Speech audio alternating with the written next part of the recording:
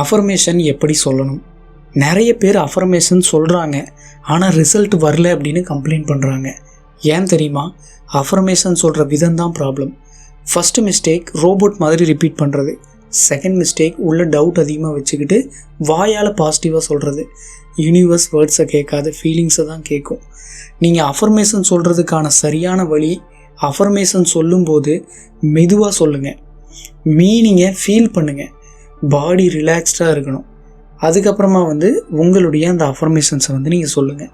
Example சொல்லணும் அப்படின்னா, என் வாழ்க்கை தினம் தினம் மேம்படுகிறது, எனக்கு நல்ல வாய்ப்புகள் வர ஆரம்பித்துள்ளது, நான் ஒவ்வொரு நிமிடமும் என் இலக்குகளை நோக்கி செயல்படுகிறேன். இது வெறுமனே சென்டென்ஸாக சொல்லக்கூடிய ப்ராக்டிஸ் இல்லை, இது ஒரு எமோஷ்னல் அலைன்மெண்ட் அப்படிங்கிறத உணர்ந்து சொல்லுங்கள்.